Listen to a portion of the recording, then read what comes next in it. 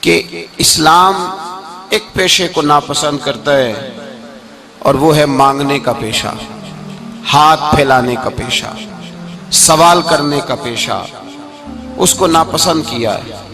باقی تو میرے حبیب پاک سید عالم صلی اللہ علیہ وسلم نے فرمایا اگر تو محنت کر کے روزی کماتا ہے تو پھر تو معمولی آدمی نہیں، پھر تو اللہ کا محبوب بن گیا ہے، پھر تو محبوب الہی ہو گیا ہے، پھر تو اللہ تبارک و تعالیٰ تجھ سے محبت فرماتا ہے۔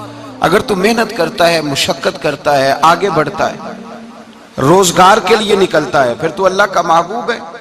نبی کریم علیہ السلام نے مزدور کو جو سب سے بڑا درجہ عطا فرمایا، سب سے بڑا مقام عطا فرمایا، وہ یہ ہے، کسی صحابی نے پوچھا یا رسول اللہ صلی اللہ علیہ وسلم سب سے اچھا کھانا کون سا ہے؟ تو حضور نے فرمایا وہ کھانا جو بندہ اپنے دو ہاتھوں سے مزدوری کر کے کھاتا ہے، وہ کھانا سب سے اچھا ہے۔ فرمایا اللہ کے نبی حضرت داؤد علیہ السلام اپنے ہاتھوں سے مزدوری کرتے۔ اور پھر نبی کریم سید عالم صلی اللہ علیہ وسلم نے جو دین ہمیں عطا فرمایا، اس دین کو حضور نے کوئی پنڈتوں اور جوگیوں کا دین نہیں بنایا کہ تم بس غار کے اندر چلے جاؤ، اللہ اللہ کرو، میری طرف دیکھیے گا۔ یہ نہیں فرمایا کہ تم بس ٹھیک ہے آ جاؤ مسجد تسبیح پکڑ لو، کوئی اور کام نہ کرو، بلکہ حکم دیا ہے کہ کسب معاش کرو، محنت کرو، جد و جہد کرو، ہاتھ ہلاؤ۔ قرآن مجید فرقان حمید نے کہا وَجَعَلْنَا اللَّيْلَ لِبَاسًا، رات تمہاری پردہ پوشی کے لیے بنائی گئی ہے، رات تمہاری پردہ پوشی کے، وَجَعَلْنَا النَّهَارَ مَعَاشًا، اور فرمایا دن تمہارے رزق کمانے کے لیے بنایا گیا، جد و جہد کے لیے۔ حضرت عیسیٰ علیہ السلام کی ایک نوجوان سے ملاقات ہوئی تو فرمایا تو کیا کرتا ہے؟ کہنے لگا میں عبادت کرتا ہوں۔ تو فرمایا کھاتا کہاں سے ہے؟ کہنے لگا میرا بھائی کمائی کرتا ہے تو وہ مجھے اس میں سے حصہ دیتا ہے۔ تو آپ فرمانے لگے پھر تو عبادت گزار نہیں، تیرا وہ بھائی تجھ سے زیادہ عبادت گزار ہے، جو تیرے لیے یہ بندوبست کرتا ہے، جو تجھے یہ جد و جہد کر کے دیتا ہے، وہ تیرے لیے۔ حضرت عمر فاروق رضی اللہ تعالیٰ عنہ نے اپنے دور خلافت میں شوق دلایا صحابہ کو، محنت کرنے کا شوق۔ ہمارے معاشرے کے اندر لوگ دوسرے کی کمائی پر وقت گزارنا چاہتے ہیں، دوسرے کے مال پر نظر رکھتے ہیں، مجھے کچھ سسرال سے مل جائے، کچھ مجھے رشتہ داروں سے مل جائے، کچھ مجھے دوست احباب سے مل جائے، کچھ مجھے باقی جگہوں سے مل جائے۔ لوگ مختلف جگہوں پہ نظر رکھتے ہیں اور مختلف ہیلوں اور بہانوں کے ساتھ دوسرے کا مال ہڑپ کرنے کی کوشش کرتے ہیں۔ میرے حبیب کریم علیہ السلام نے توجہ دلائی صحابہ کو، مزاج عطا فرمایا۔ نبی پاک صلی اللہ تعالیٰ علیہ وآلہ وسلم نے ارشاد فرمایا، حضرت عمر کی بات کر رہا تھا، پہلے اس کو مکمل کروں، جناب عمر فاروق رضی اللہ تعالیٰ عنہ نے شوق دلایا صحابہ کو۔ تو ایک دن آپ گزر رہے تھے تو ایک صحابی وہ درخت لگا رہے تھے، اپنے ہاتھ سے درخت لگا رہے تھے۔ تو حضرت عمر فاروق رضی اللہ تعالیٰ عنہ نے دیکھا تو دیکھ کر فرمانے لگے تجھے مبارک ہو، تجھے، فرمایا اللہ تبارک و تعالیٰ تیری عزت بھی بڑھا دے گا اور تیری محتاجی بھی دور فرما دے گا، اس لیے کہ تو محنت کر رہا ہے، تو جد و جہد کر رہا ہے، تو اپنے ہاتھ سے کوشش کر رہا ہے، اللہ تبارک و تعالیٰ تیرا رزق بھی بڑھا دے گا اور اللہ تیری عزت میں بھی اضافہ کرے گا۔ نبی کریم علیہ السلام نے فرمایا عدل کرنے والے بادشاہ کے ساتھ جو آدمی جہاد کے لیے نکلے اس کا دین میں سب سے بڑا درجہ ہے، عدل کرنے والے حکمران کے ساتھ جو جہاد کے لیے نکلے اس کا سب سے بڑا درجہ ہے۔ فرمایا میرا وہ غلام جو صبح سے لے کر شام تک ایک دن رزق حلال کے لیے محنت کرتا ہے، فرمایا ایک پورا سال عدل کرنے والے بادشاہ کے ساتھ جہاد کرنے سے اللہ ایک دیہڑی لگانے والے مزدور کو زیادہ ثواب عطا فرمائے گا، اللہ اسے زیادہ اجر دے گا، اس لیے کہ وہ جد و جہد کر رہا ہے، وہ کوشش کر رہا ہے، میدان عمل میں نکلا ہوا ہے۔ مزدور کو ایک تو کاہلی بڑی ہے، ہر چوتھا نوجوان جس کو ہم دیکھتے ہیں اس کو پوچھتے تو کیا کرتا ہے، کہتا کاغذ جمع کرائے ہیں باہر جانے کے لیے، تو سالوں بیت گئے، بس وہ نہ کاغذ نکلے نہ صاحب باہر گئے۔ بھائی کوئی کام کر لیں تو کہتے ہیں میرے ابا جی کو 2-4 کروڑ روپیہ دے دیں گے تو کچھ کر لیں گے، اگر نہ دیا تو پھر دیکھیں گے دائیں بائیں۔ اور اس ظلم نے، اس زیادتی نے گناہ کے دروازے کھولے ہیں، لالچ کے دروازے کھولے ہیں، قتل کے دروازے کھولے ہیں۔ اس گناہ نے رشتے ناتے توڑ ڈالے. لوگ کسی کی ذات سے تو پیار کر ہی نہیں رہے, جیب سے محبت ہو رہی ہے. لوگ دیکھتے ہیں کہ کون سا ایسا طریقہ اختیار کروں کہ بغیر کمائی کے میرے ہاتھ پیسے آئیں. اور خدا کے بندو یاد رکھو, اللہ تبارک و تعالیٰ فرماتا ہے دنیا تجھے کیا دے سکتی ہے, لوگ تو محتاج ہیں, تو محنت کر اور توجہ میری بارگاہ کی طرف رکھ. حضرت عمر فاروق فرماتے ہیں مصطفیٰ کریم صلی اللہ علیہ وسلم نے فرمایا جو توجہ اللہ کی جانب رکھے اور کوشش کے لیے نکل کھڑا ہو, اس طرح پرندہ سویرے بھوکا جاتا ہے, شام کو پیٹ بھر کے آتا ہے, اللہ اس بندے کو بھی پیٹ بھر کے روزی عطا فرمائے گا. حضرت حسن بصری رحمت اللہ علیہ تشریف فرماتے تو ایک نوجوان آیا. اس نوجوان نے کہا حضرت آج کے بعد میں نے فکر نہیں کرنی کام کاج کی, میں نے نہیں کوئی بھی توجہ کرنی کمانا کیسے ہے کھانا کیسے ہے, میری فکریں دور ہو گئیں. فرمایا کیا ہوا؟ کہنے لگا میں آج جنگل میں مزدوری ڈھونڈنے گیا تھا تو میں نے ایک عجیب انداز دیکھا ہے. ایک شیر نے شکار کیا, اس نے کچھ خود کھایا, کچھ اس نے بانٹا, کچھ تھوڑا سا شکار لے کے وہ گیا. پہاڑ کی چوٹی پر ایک لومڑی بیٹھی تھی, وہ لومڑی دونوں ٹانگوں سے معذور بھی تھی, آنکھوں سے اندھی بھی تھی. اس شیر نے جا کے اس کے منہ کے اندر وہ شکار ڈالا ہے اور لومڑی نے کھایا ہے. کہنے لگا جو رب اندھی اور لنگڑی لومڑی کو پہاڑ پر رزق دے سکتا ہے مجھے بھی دے دے گا, میں نے کوئی کام نہیں کرنا. تو حضرت حسن بصری رحمت اللہ علیہ فرمانے لگے کتنی چیزیں دیکھی تو نے, ایک شیر اور ایک لومڑی. فرمانے لگے تو نے لومڑی بننے کا پروگرام بنایا, شیر بننے کا کیوں نہیں بنایا؟ تو شیر بننا, خود بھی کھا دوسروں کو بھی کھلا, تو نے لومڑی بننے کا پروگرام بنایا ہے. مزدوروں, گویا حضرت حسن بصری فرما رہے ہیں کہ مزدور لومڑی نہیں ہوتا, مزدور تو شیر ہوتا ہے. مزدور تو یہ تو شیر ہوتا ہے, شیر. اس کا مالک جو جس نے اس کو دیہڑی پہ رکھا ہے وہ بھی مزدور کی کمائی کھا رہا ہوتا ہے, وہ بھی مزدور کی. تو مزدور تو شیر ہے, انہیں سر جھکا کے نہیں جینا چاہیے, انہیں سر اٹھا کے جینا چاہیے. یہ تو بڑے قیمتی وجود کے لوگ ہیں جو مزدوری کرنے نکلتے ہیں, ان کے کچھ حقوق ہیں, کچھ حقوق. ہمارے حکمران بھی حقوق کا تعین کرتے ہیں, کہتے ہیں 15,000 سے زیادہ, یہ جو بجٹ آیا ہے نا اس میں 15,000 سے زیادہ, کہتے ہیں مزدور کی تنخواہ 15,000 ہونی چاہیے. کتنی جی؟ 15,000 سے کون سا گھر چلتا ہے؟ ویسے مولویوں کی بھی اتنی ہے, اور میرے خیال ہے کم مولویوں کی 15,000 ہے, 10 کے قریب ہی ہے. اور اس کو بھی کہتے ہیں کہ تو بڑا کھاتا ہے, ارادہ ہے عید کے بعد تجھے چھٹی کرا دی جائے, بڑے خرچے ہیں تیرے مولوی. 15,000 روپیہ تنخواہ مزدور کی, گزارا ہوتا ہے؟ آؤ میں تمہیں وہ اس بارگاہ پہ لے جاؤں جس نے سب کو شان عطا فرمائی ہے. حضرت ابوبکر صدیق رضی اللہ تعالیٰ عنہ خلیفۃ المسلمین بنے. خلیفہ بنے تو سویرے, جس رات خلیفہ بنے سویرے سر پہ ٹوکری رکھی, منڈی کی طرف جا رہے ہیں. حضرت عمر فاروق رضی اللہ تعالیٰ عنہ مولا علی شیر خدا کو کسی نے بتایا کہ وہ تمہارا خلیفہ تو جا رہا ہے مزدوری کرنے, وہ تو جا رہا ہے کمائی کرنے. حضرت علی شیر خدا مولا کائنات جناب فاروق اعظم دونوں نے رستے میں روکا. کہ ابو بکر کہاں جا رہے ہو؟ فرمانے لگے کام کرنے جا رہا ہوں, مزدوری کروں گا, منڈی میں جاؤں گا, تجارت کرتا تھا اس کو جاری رکھوں گا, بچوں کا پیٹ بھی تو پالنا ہے.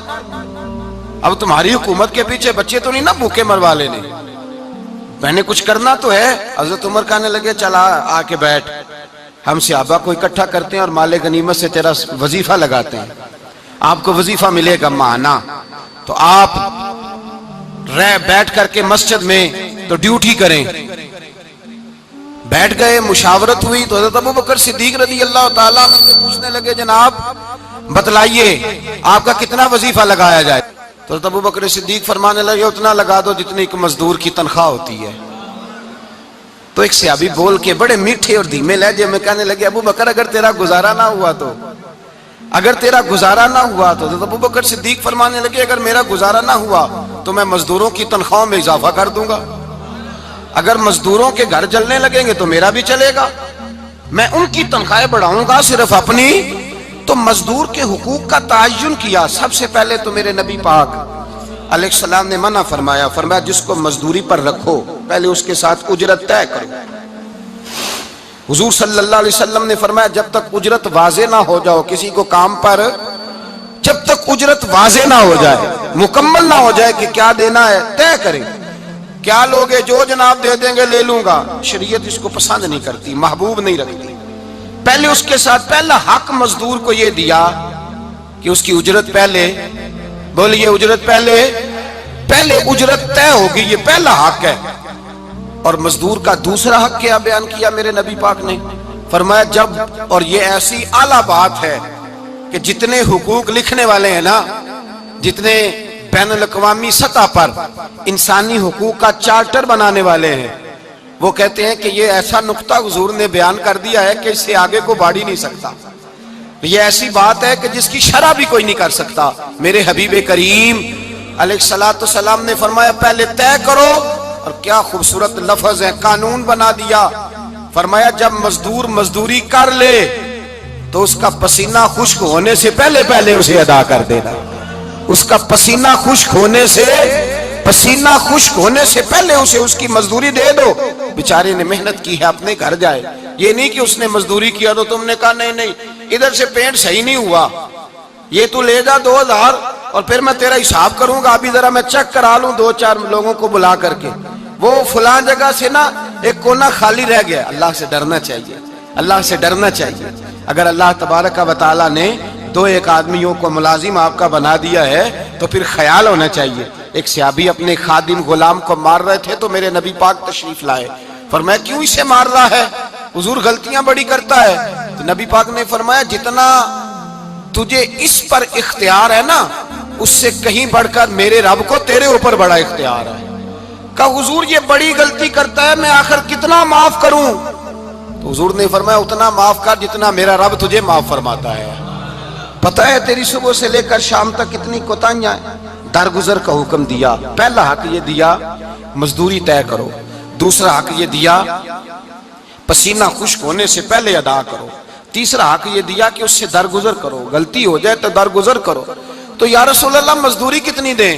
میرے نبی پاک بخاری مسلم حضور سید عالم صلی اللہ علیہ وسلم نے فرمایا مزدور کا حق بیان کیا نبی پاک نے، اور ایک بات ارشاد فرمائی تو اس کے اندر کئی پہلو، ایک حدیث میں کئی پہلو بیان فرمائے۔ حبیب پاک نے فرمایا جیسا تم کھاتے ہو ویسا ہی اسے کھلانا۔ کوئی نہیں، آپ شاید سو رہے ہیں کچھ حضرات۔ جیسا خود کھاتے ہو ویسا ہی، بھئی بس ختم ہو گئی بات۔ اتنی بڑی بات کر دی سرکار نے۔ کبھی دیکھا ہے آپ نے کہ مزدور کو ایسے کھلایا جا رہا ہو جیسا مالک کھا رہے ہیں؟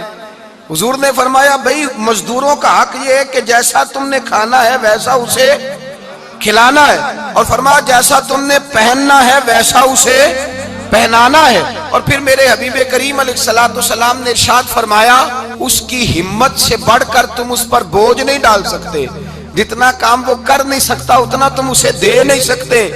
اور فرمایا اگر اتنا کام دینا ہے جو اس کی ہمت سے زیادہ ہے تو میں اس کے مالک کو کہتا ہوں وہ بھی اٹھ کے مزدور کے ساتھ کام پہ لگ جائے، اٹھے اس کے ساتھ کام میں شریک ہو جائے۔ مزدوری کا بھی تعین فرمایا، اور پھر اس کو کام کس مقدار کا دینا ہے، مزدور کو کس قدر زیادہ اس پر بوجھ ڈالا جائے گا، یہ بھی مصطفیٰ کریم نے بیان فرمایا۔ فرمایا جو لا یکلف اللہ نفسا الا وسعها، اللہ بھی تم پر وہ بوجھ نہیں ڈالتا جو تم اٹھا نہیں سکتے، تو کسی مزدور کو تم ایسا کام نہیں بتاؤ گے۔ حضرت عثمان غنی رضی اللہ تعالیٰ عنہ ایک دن حضرت عمر فاروق سے کہنے لگے عمر بس کر دے یار، تیرے بعد بھی تو لوگوں نے خلیفہ بننا ہے، کیسے کوئی تیرے رستے پہ چلے گا؟ تو حضرت عثمان غنی سے جناب عمر کہنے لگے کیا ہو گیا؟ آپ فرمانے لگے کل میں دیکھ رہا تھا کہ لوگ باغ میں مزدوری کر رہے تھے اور آپ امیر المومنین ہو کے ان کا ہاتھ بٹا رہے تھے، ہاتھ بٹا رہے تھے۔ تو حضرت عمر کہنے لگے بوڑھے تھے، بیمار تھے، مزدوری کر رہے تھے تو پسینہ بہہ رہا تھا، کیا ہو گیا اگر تھوڑا سا میں نے ساتھ دے دیا؟ حضرت جناب سیدنا فاروق اعظم یہ لفظ کہتے ہوئے رو پڑے۔ آپ فرمانے لگے میں کسی بادشاہ کا شہزادہ نہیں، میں بھی اسی باپ کا بیٹا ہوں جو اونٹ چرا کے گزارا کیا کرتا تھا۔ میں نے آگے بڑھ کے لوگ حیثیت بھول جاتے ہیں، اپنی حیثیت بھول جاتے ہیں۔ اللہ تبارک و تعالیٰ جب کچھ عطا کرتا ہے ان کا رویہ اپنے ماتحتوں کے ساتھ اتنا سخت اور جابرانہ آمرانہ ہو جاتا ہے، اس قدر زیادہ ان کے لب و لہجے میں کڑواہٹ آ جاتی ہے، اس قدر زیادہ ان کی طبیعتوں کے اندر سختی اور غرور بھر جاتا ہے کہ وہ احساس ہی نہیں کرتے کہ جو سامنے بیٹھا ہے وہ بڑا ایک دکھی انسان ہے اور وہ تکلیف میں ہے، وہ آزمائش میں اپنے آپ کو مبتلا سمجھ رہا ہے۔ حضرت ابو ذر غفاری رضی اللہ تعالیٰ عنہ فرماتے ہیں میں اپنے ماتحتوں کے حق میں بڑا سخت تھا، سخت تھی میری طبیعت، میرے غلاموں کی جرت ہی نہیں تھی کہ وہ میرے سامنے گفتگو کر سکیں اور ٹھہر بھی سکیں۔ فرماتے ہیں جس دن میں کلمہ پڑھنے گیا، جس دن میں حضور کی بارگاہ میں، تو میں نے کہا حضور کوئی خاص نصیحت؟ تو نبی پاک نے فرمایا میری نصیحت تیرے لیے یہ ہے کہ جیسا تو نے کھانا ہے ویسا ہی غلام کو کھلانا ہے، جیسا تو نے پہننا ہے ویسا ہی غلام کو پہنانا ہے۔ حضرت ابو ذر کہتے ہیں جو میرے اندر کمی تھی وہی میرے نبی نے نصیحت کر دی، جو میرے اندر کوتاہی تھی وہی غیب جاننے والے رسول نے بتلا دی۔ فرماتے ہیں میں گھر گیا، جب میں جاتا تھا تو ملازموں کا سانس خشک ہو جاتا تھا، وہ کانپنے ہانپنے لگتے تھے کہ جانے اب یہ کیا کرے گا۔ حضرت ابو ذر غفاری فرماتے ہیں میں گیا، ایک شخص سے میں نے کہا کھانا پکاؤ، کھانا پکایا، دسترخوان پہ لگایا اور اپنے سارے ملازموں کو کہا آؤ یار میرے ساتھ بیٹھ کے روٹی کھاؤ، آؤ سارے میرے ساتھ بیٹھ کے کھانا کھاؤ۔ فرماتے ہیں انہوں نے کھانا کھایا، پھر میں ان کو بازار لے گیا، جیسے کپڑے میں پہنتا تھا ویسے ہی میں نے ان کے لیے بھی خریدے۔ فرماتے ہیں میرے غلام کہنے لگے آقا خیر تو ہے نا، خیریت تو ہے نا، کیا ہوا، مزاج مبارک تو ٹھیک ہے، کیا ہو گیا؟ اور یہ جو ہم فضا کو اتنا خوبصورت دیکھ رہے ہیں اور یہ جو ہم اتنی پیاری ریم جھم برستی دیکھ رہے ہیں، یہ جاری رہے گی یا ایک دن کی ہے؟ تو حضرت ابو ذر غفاری رو پڑے، کہنے لگے اب تمہیں ابو ذر غفاری بدلا ہوا ملے گا، اس لیے کہ اب میں وہ نہیں رہا، اب میں رسول اللہ کا کلمہ پڑھ کے غلام مصطفیٰ بن گیا ہوں، اب میں بدل گیا ہوں، میری طبیعت بدل گئی۔ غلاموں کے حق میں حضرت مولا علی شیر خدا غلام کو لے کر کے گئے دکان پر، حضرت مولا علی غلام کو لے کر گئے کپڑے کی دکان پر، 2 جوڑے خریدے، ایک کم قیمت کا ایک زیادہ قیمت کا، ایک کم قیمت کا ایک زیادہ قیمت کا، 2 جوڑے خریدے۔ جب واپس لوٹے تو غلام سے کہنے لگے تو اپنا لے لے۔ غلام کو پتا تھا کہ اس زمانے میں ہوتا کیا تھا، اس نے کم قیمت کا جوڑا اٹھایا۔ حضرت علی فرمانے لگے عجیب آدمی ہے، یہ تو تیرا نہیں، یہ تو میرا ہے۔ اس نے کہا حضور کس طرح سے؟ آپ فرمانے لگے تیرے لیے قیمتی جوڑا اس لیے خریدا ہے کہ تو جوان ہے، اور میں نے اپنے لیے اس لیے چھوٹا خریدا ہے کہ میں تو اب بوڑھا ہو گیا ہوں، مجھے تو حاجت نہیں۔ کہنے لگا حضور بوڑھے اور جوان کا مطلب نہیں، آپ علی ہیں، من کنت مولا فہذا علی، علی مولا، علی مولا، آپ چونکہ مولا علی ہیں اور آپ امیر المومنین ہیں، لہذا آپ نے تخت پر بیٹھنا ہے، آپ نے سلطنت کو چلانا ہے، آپ پہنیے۔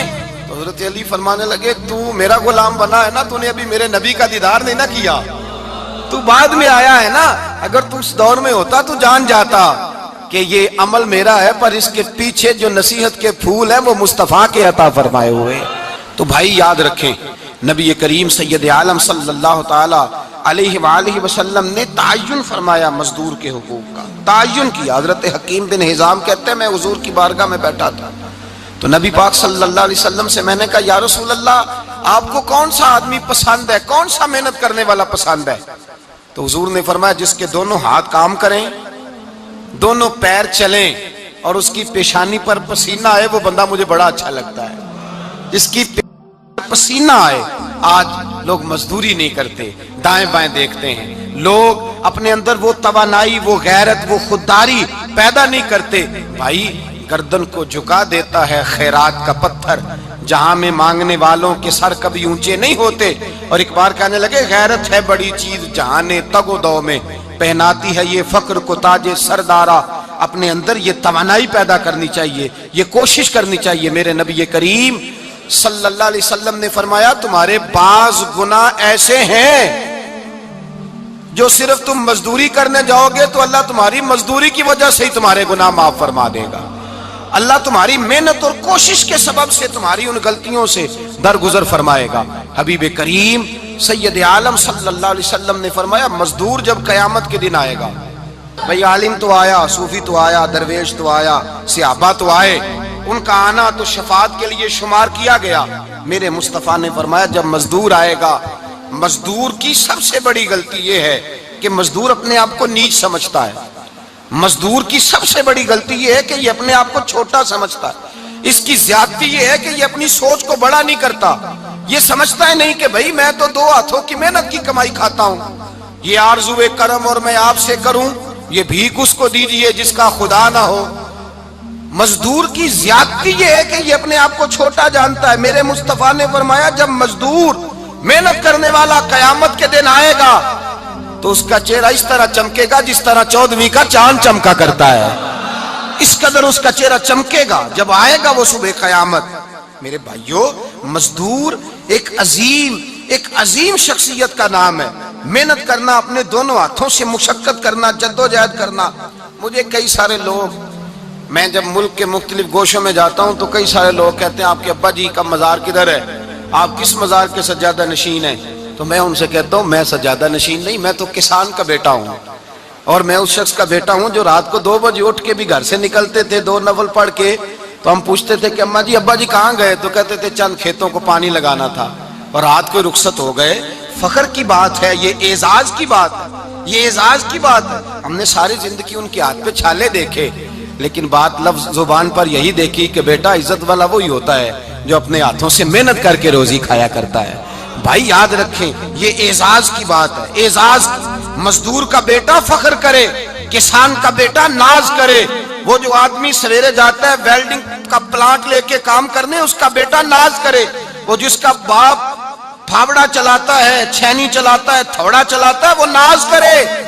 और मजार सिर्फ उन लोगों के नहीं होते जो अल्लाह अल्लाह करते हैं, हु करते हैं, वो तो काबिल इज़ाद है अल्लाह के बंदे, उनके भी मजार होते हैं। मजार वो भी होता है जिसको मेरे मुस्तफा ने फरमाया अल कासिबु हबीबुल्लाह, जो मेहनत करता था, हाथों से जद्दोजहद करता था, वो भी तो अल्लाह का दोस्त है ना, उसका भी तो मजार है ना, उसकी भी तो कब्र पुरनवार है जो अल्लाह का महबूब होके गया। तो भाई अपना एजाज जाने, समझे इस बात को। मेरे मुस्तफा करीम सल्लल्लाहु अलैहि वसल्लम मजदूर को इज्जत देते, वकार देते, और जो हुजूर के घर में खादम होते उनकी नाज बर्दारी करते। हमारे घर में जो बीबी बर्तन धोती है वो हमारे साथ बैठ के रोटी नहीं खा सकती, उसको ये इजाजत नहीं होती। हमारा जो मजदूर होता है ना, एक साहब कहने लगे ये बच्चा मेरे पास काम करता है, इसके अब्बा जी भी करते थे।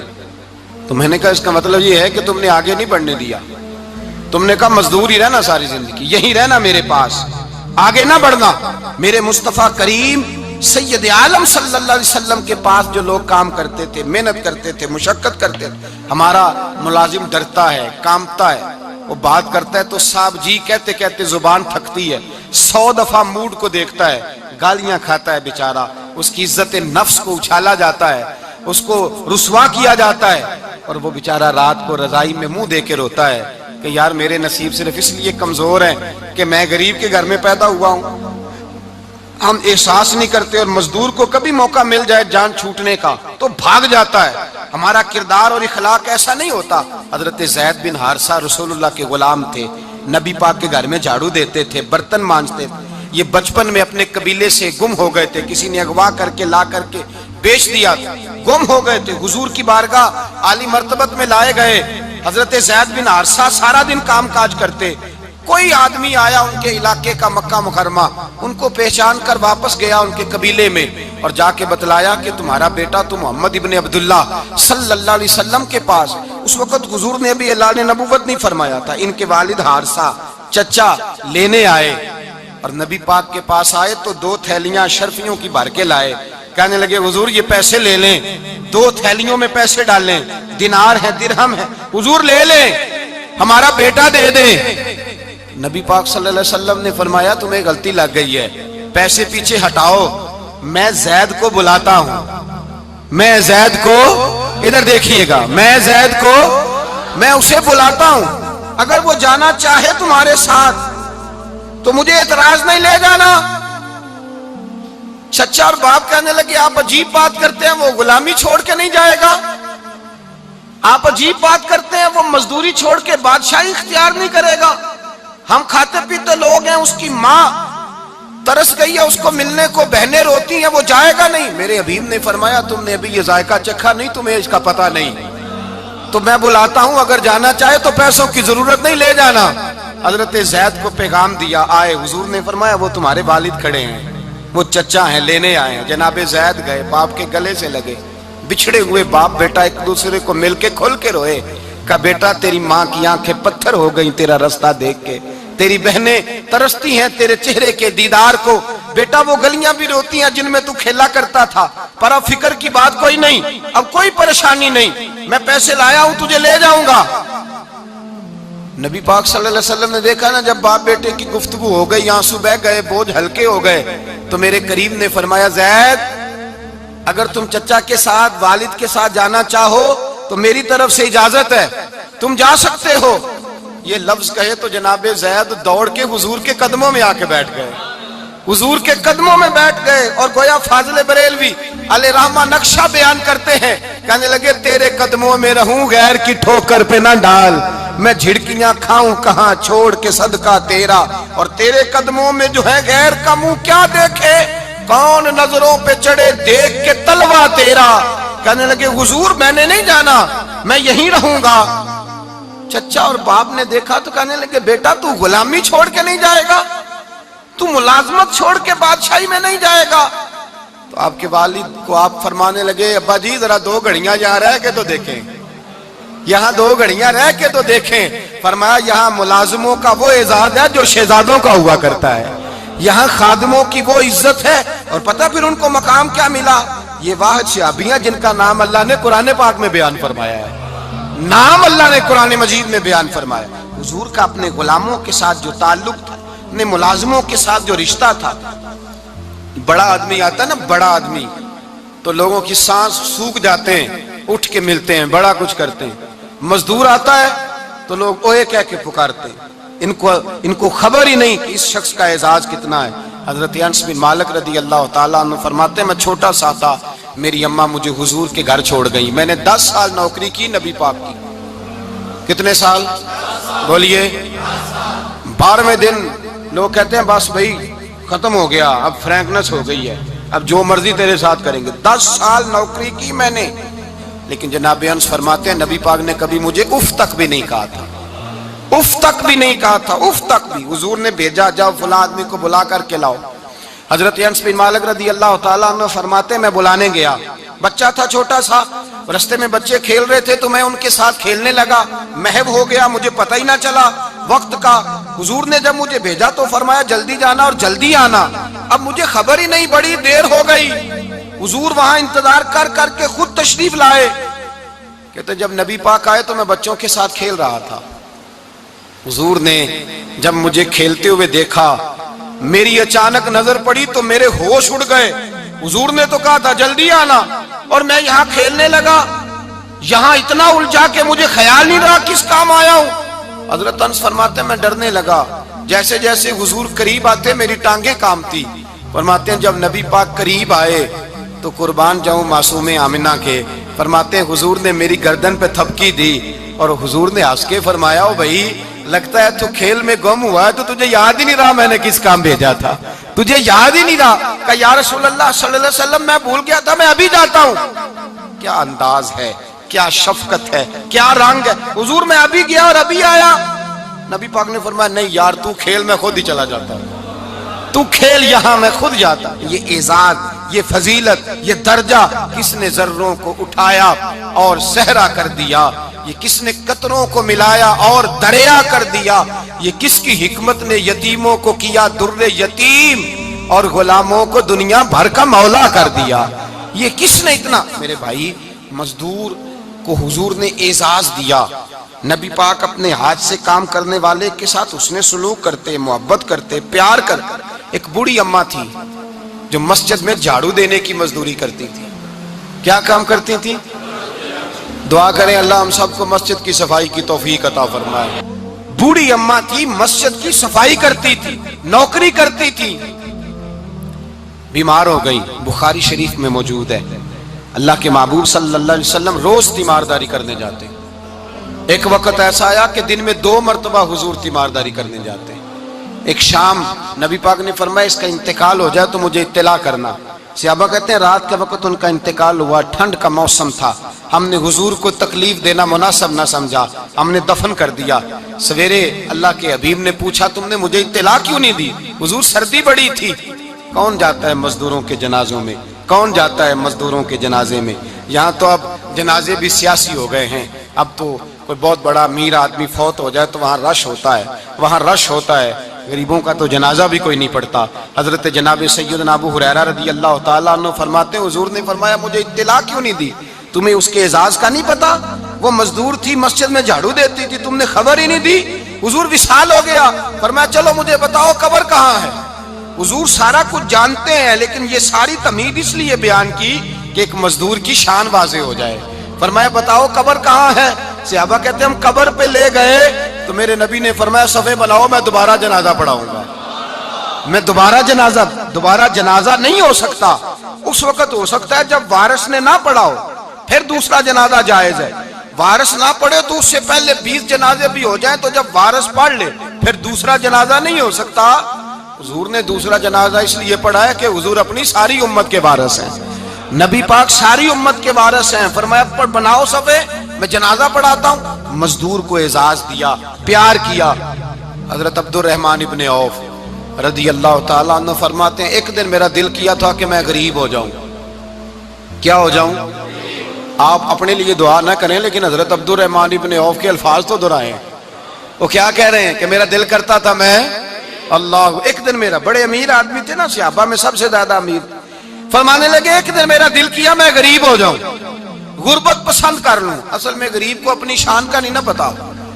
इसे जिस दिन पता चल गया कि मैं गरीब की अजमत कितनी है, गरीब हर वक्त अपने आप को कोसता ही रहता है।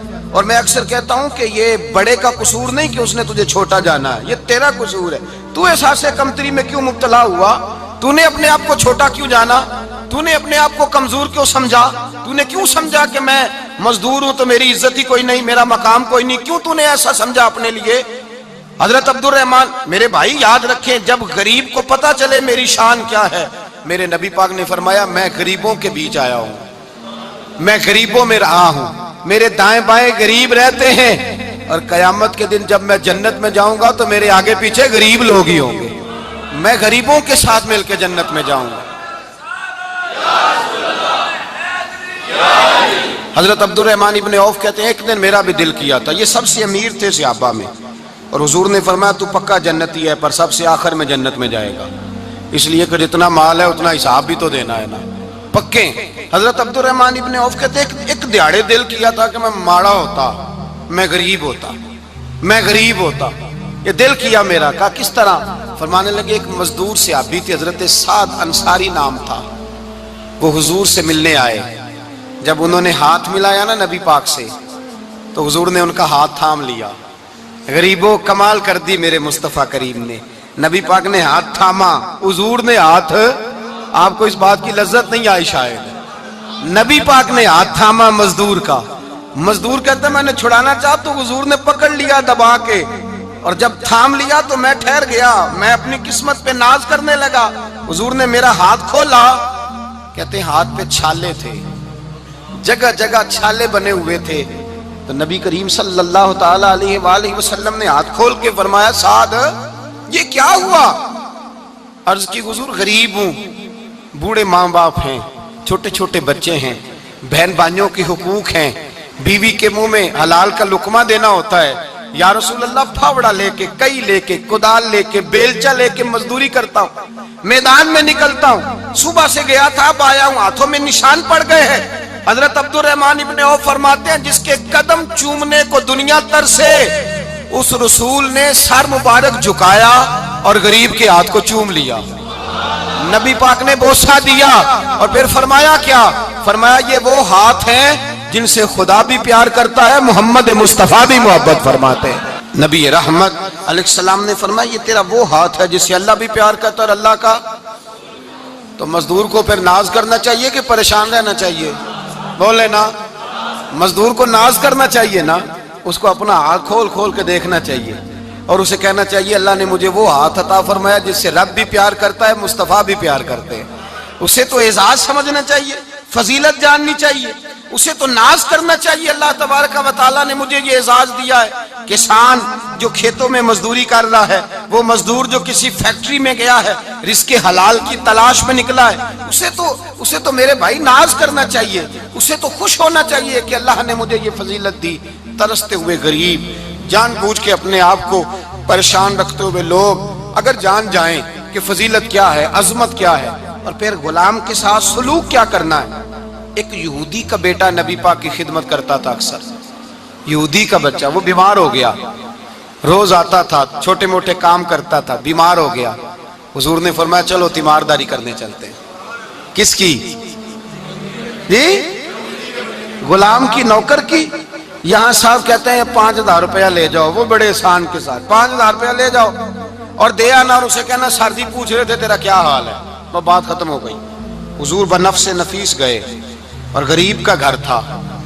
وہ یہودی باہر نکلا جس کا بیٹا بیمار تھا، تو کہتا جب دروازے پہ میں نے مسلمانوں کے نبی کو کھڑے دیکھا تو میرے پیروں تلے زمین ہی نکل گئی. میں نے کہا حضور مجھ غریب کی کٹیا میں کیسے آئے؟ پر میں تجھے پتا ہے نا تیرا بچہ میری نوکری کرتا تھا، یا کبھی بیمار ہو گیا، میں تیمارداری کرنے آیا. وہ یہودی کہتا مجھے خیال یقین ہی نہ آئے کہ میرے گھر میں حضور، تو امیر حرم، میں غریب بے نوا، تو کجا من کجا، میرے گھر میں حضور آئے. کہتے کہاں ہے ہمارا پیارا؟ حضور وہ لیٹا ہوا ہے. صحابہ کہتے ہیں نبی پاک سرانے گئے تو اس کا آخری وقت تھا، تھوڑا سا ٹائم تھا. میرے مصطفیٰ نے فرمایا تو میری نوکری کرتا تھا، آج میں تیری تیمارداری کرنے آیا ہوں. غلاموں سنو، جو رسول اللہ کی نوکری کرے آخری وقت آئے تو اللہ کے رسول پہنچ جایا کرتے ہیں، حضور پہنچ جایا کرتے ہیں. نجم کی ہے خدا آرزو ہے یہی، عاشق زار کی آبرو ہے یہی، موت کے وقت سر ان کے قدموں میں ہو، دید ہوتی رہے دم نکلتا رہے. حضور پہنچ جاتے ہیں. نبی پاک تشریف لائے، بیٹھے سرانے. حضور نے جب اپنا برف سے ٹھنڈا اور کستوری سے زیادہ خوشبو والا ہاتھ اس کے بالوں میں پھیرا، آنکھیں کھولی، حضور نے فرمایا چل کلمہ پڑھ جا، چل میرا کلمہ پڑھ جا. ساری دنیا در رسول پہ آ کے کلمہ پڑھے اور حضور اسے کلمہ پڑھانے گھر تشریف لے گئے. یہ ایک مزدور کو، ایک محنت کرنے والے کو اعزاز دیا. گھر گئے، کلمہ پڑھ لے. اس نے اپنے والد کی طرف دیکھا اور والدہ کی طرف دیکھا. ماں باپ یہودی ہیں، رونے لگے، کہنے لگے بیٹا یہ ہم سے زیادہ بڑھ کر تیرے حق میں خیر خواہ ہے، جیسے کہتے ہیں کر لے. اس نے کلمہ پڑھا اور حضور کی گود میں لوٹ پوٹ ہونے لگا. کلمہ پڑھا، روح پرواز کر گئی. شارحین کہتے ہیں جب نبی پاک وہاں سے نکلے تو حضور نے فرمایا اٹھاؤ اس کی میت کو. ماں باپ کہنے لگے کہاں لے جانا ہے؟ فرمایا ہم اپنے طریقے کے مطابق غسل کفن کریں گے، اس لیے کہ جو کلمہ پڑھ جائے پھر وہ میرا ہو جایا کرتا ہے، میرا ہو جایا کرتا ہے. بھائی یاد رکھیں، مزدور کو حضرت ربیہ بن کعب فرماتے ہیں میں حضور کو وضو کراتا تھا، رات کا وضو میری ذمہ داری تھی، صرف ایک وضو رات کا. ہمارے ہاں تو 25 سال مزدور مزدوری کر کے چلا جاتا ہے، پر وہ مزدور ہی رہتا ہے، وہ مزدور ہے، اس کا کوئی اعزاز نہیں، کوئی اس کے لیے وہ کہتے ہیں اب بابا جی آپ کو کھانسی زیادہ آتی ہے، اپنے بیٹے کو لگا دیں، کسی اور کی ڈیوٹی لگا دیں، اب آپ کام نہیں کر سکتے. 25 سال نوکری کی، ملا کیا؟ حضرت ربیہ کہتے ہیں میں وضو کراتا تھا رات کا. میرے نبی پاک نے فرمایا شادی کیوں نہیں کرتا؟ تو میں نے کہا یا رسول اللہ نہ میرے پاس حسن ہے، نہ پیسے ہیں، نہ کوئی کاروبار ہے، مجھے کون رشتہ دے گا؟ میرا روپ بھی نہیں تے میرا رنگ بھی نہیں، میں نے یار مناؤن دا ٹانگ بھی نہیں، کون مجھے رشتہ دے گا؟ کہتے ہیں حضور خاموش ہو گئے. دوسرا دن آیا تو میں وضو کرانے پہنچا تو نبی پاک نے فرمایا شادی کیوں نہیں کرتا؟ کہتے ہیں میں نے کہا حضور کون رشتہ دے گا؟ وہی 3 باتیں دہرائیں، نہ پیسے ہیں، نہ حسن ہے، نہ کوئی کاروبار ہے، نہ مکان ہے. فرمایا حضور نے تیسرے دن پھر کہا. جب دوسرا دن ہوا نا تو حضور نے کہا، حضور خاموش ہوئے میرے جواب پر. میں نے کہا یار کتنا بیوقوف ہوں، حضور روز پوچھتے ہیں اور میں جواب ہی نہیں دیتا. کہتے ہیں تیسرے دن میں نے ارادہ کیا آج نبی پاک پوچھیں گے تو میں کہوں گا حضور جیسے دل کرتا ویسے ہی کرا دیں. کہتے ہیں تیسرے دن میں گیا، سارا وضو کرا لیا پر نبی پاک نے پوچھا ہی نہیں. میں ارادہ کر کے گیا تھا کہ آج پوچھیں گے تو بتا دوں گا، حضور نے پوچھا ہی نہیں. فرماتے ہیں وضو مکمل ہو گیا، میں دروازے تک چلا گیا تو مصطفیٰ نے آواز دی.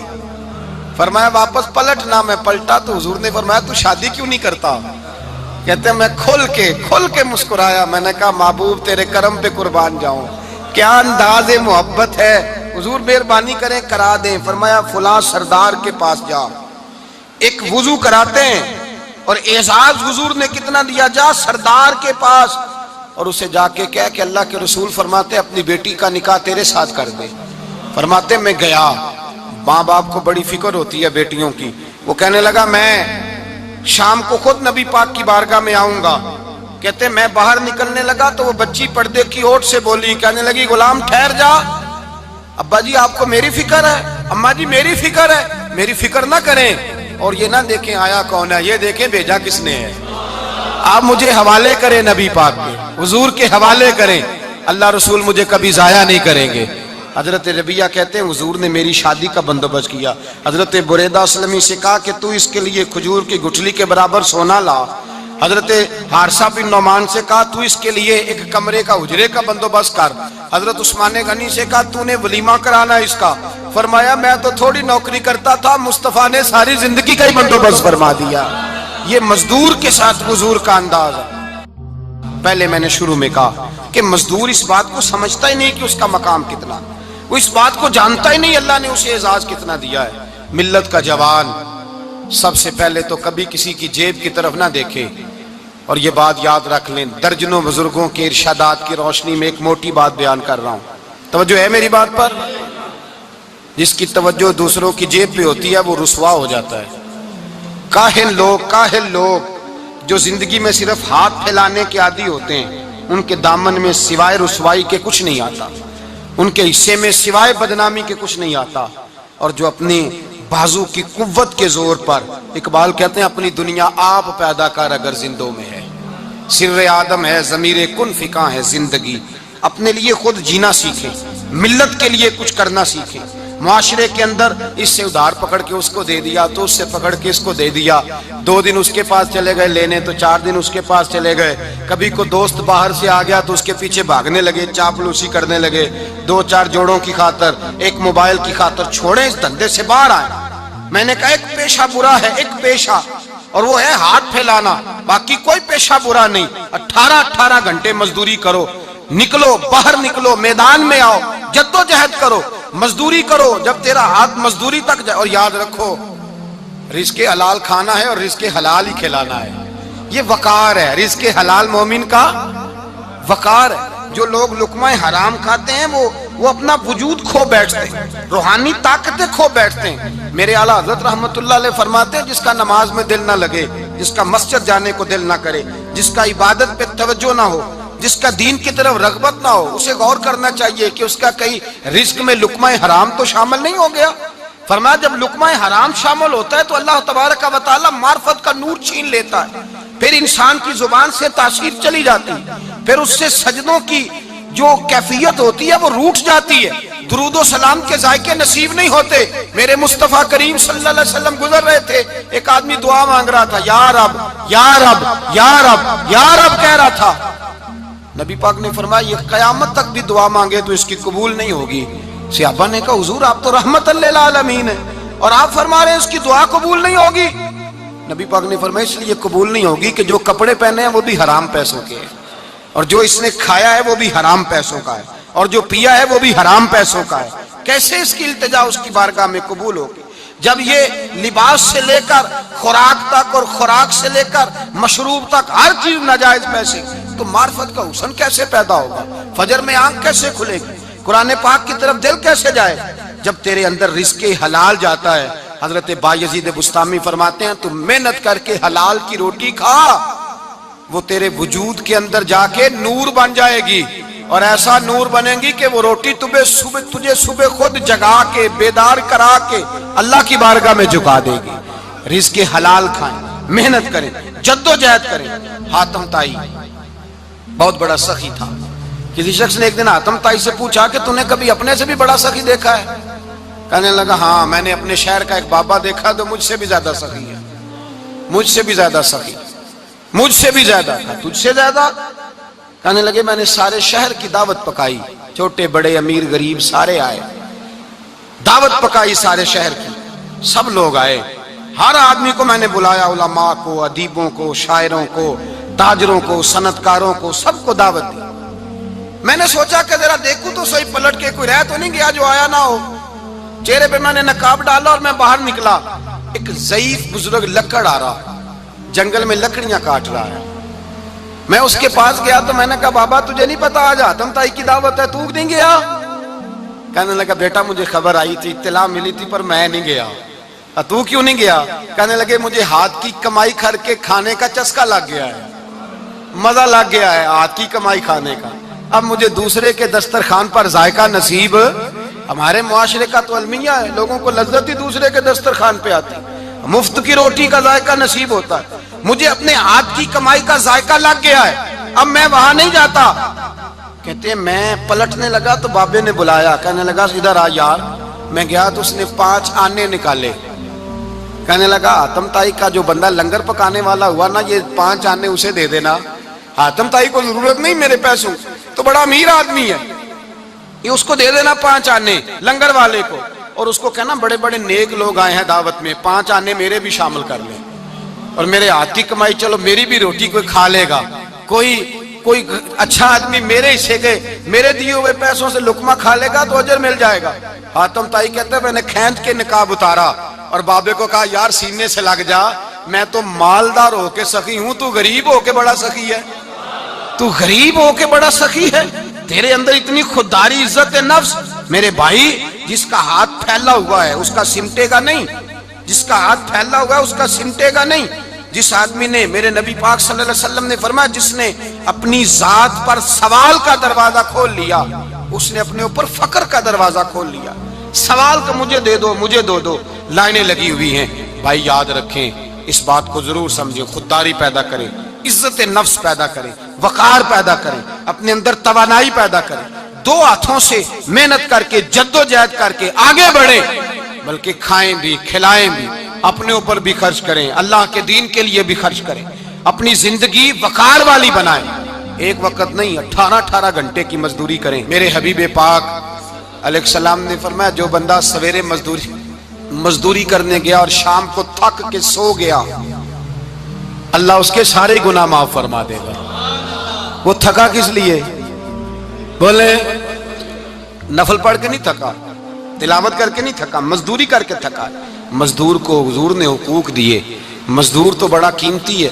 نبی پاک کے زیادہ تر صحابی کاشتکار تھے، زیادہ تر صحابی حضور کے کاشتکار تھے، کھیتی باڑی کرتے، مزدوری کرتے تھے اپنے ہاتھوں سے، اور جتنے باقی بھی صحابہ تھے مالدار، حضرت عثمان غنی بھی اپنے ہاتھوں سے کام کرتے، حضرت علی المرتضیٰ بھی دست مبارک سے کام کرتے تھے، ابو بکر صدیق بھی خود جاتے تھے بکریوں کا دودھ دھو کے لاتے۔ یہ ہمارے آج کے زمانے میں مسئلہ ہوا ہے کہ جو امیر آدمی ہے وہ کوئی ہاتھ ہی نہیں ہلائے گا، کچھ نہیں کرے گا۔ بھائی محنت کریں، جدوجہد کریں، اپنے اندر یہ جذبہ پیدا کریں کہ آج کے بعد لینا نہیں دینا ہے انشاءاللہ تعالی۔ اور نوجوان بالخصوص اتاریں یہ غفلت کا پردہ، یہ غفلت ہے۔ اپنی دنیا آپ پیدا کر اگر زندوں میں ہے، سر آدم ہے، ضمیر کن فکاں ہے زندگی۔ میرے بھائی وقار کے ساتھ سر اٹھا کے وہی بندہ جیے گا جو، اور پھر مزدور اگر اپنے آپ کو وقار دیتا ہے، اللہ